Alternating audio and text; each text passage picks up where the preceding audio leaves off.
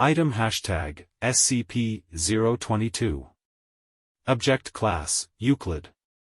Special Containment Procedures. A vault door has been installed following Incident 022-827 to seal SCP-022. It is to remain locked at all times, with the sole exception being the appearance of an instance of SCP-022-1. The original door to SCP-022 was destroyed during Incident 022-827, with attempts at replacement being met with failure. Security cameras have been installed to monitor for instances of SCP-022-1. In the event that an instance of SCP-022-1 appears, automated systems should incinerate it the moment it leaves SCP-022. At this point the vault door may be unlocked to admit cleanup crews. Should the automated systems fail to destroy the instance of SCP-022-1, response teams are cleared to enter and neutralize it.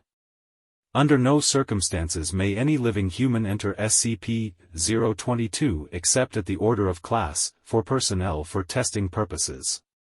Class 4 personnel may also order instances of SCP-022-1 to be captured and held, however, they may not be removed from SCP-022 containment facilities. Description: SCP-022 is a morgue in the basement of, redacted, hospital in Great Britain. Until 198, there were no reported anomalous occurrences within the morgue. Reports of strange activity were first received in November of 198. The area was soon quarantined by the Foundation, with an official story being released that the entire building had been condemned. The reason for the sudden manifestation of its strange properties remains under investigation. Periodically, a random drawer within the morgue will open to reveal a cadaver under a covered sheet. After approximately 6 minutes open, the cadaver will animate and attempt to leave the morgue.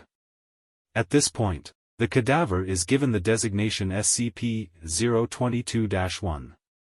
In some cases the cadaver will be too damaged or decomposed to successfully exit SCP-022 or even rise from the table it lies on. In this case, SCP-022-1 will typically struggle and twitch on the table until expiration occurs.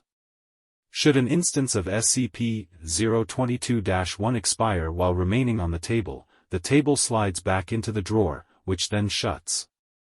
Reports indicate that the scent of burnt tissue is evident immediately following such an event.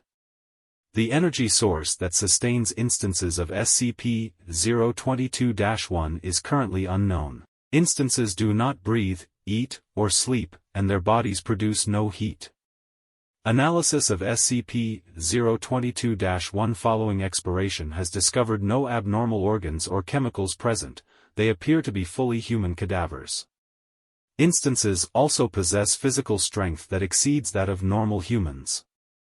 Though direct testing has proven problematic, researchers estimate the strength increase to be approximately 500 N, 112 pounds, of lifting force greater than what one would expect of a human body sharing a similar condition. Analysis is underway to determine if this effect is connected to the unknown power source or if it is an entirely separate phenomenon.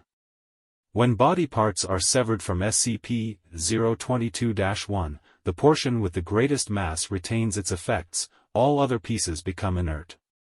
Destruction of the head or brain does not neutralize SCP-022-1, instead, the lower torso and limbs remain animate. Complete tissue destruction appears to be the only method of successfully terminating instances of SCP-022-1. Left alone, instances of SCP-022-1 will simply expire. All motion ceases and they appear to become normal cadavers again. The amount of time this takes depends on how damaged the body is and the rate of decomposition, and can take anywhere between 2 days and 3 weeks. Investigation has revealed that the bodies acting as SCP-022-1 match the description of cadavers reported to have been stolen from morgues across the country.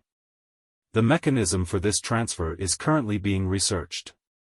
Adding any new matter to SCP-022 has thus far proved impossible. Any object that enters SCP-022 disappears shortly after passing through the door, leaving no trace. This includes inanimate objects and biological specimens. See Addendum 022-001 and 022-002. So long as an instance of SCP-022-1 possesses a functioning mouth, tongue, and trachea, it is able to communicate fully with researchers. See Interview Log 022-751 for details.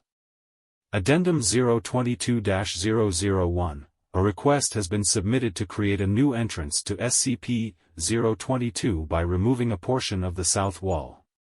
Request pending approval. Addendum 022-002, a pile of matter was discovered on the floor of the room directly above SCP-022. It appeared to contain all matter that had been sent into SCP-022, with the exception of humans. All materials appeared broken and worn down.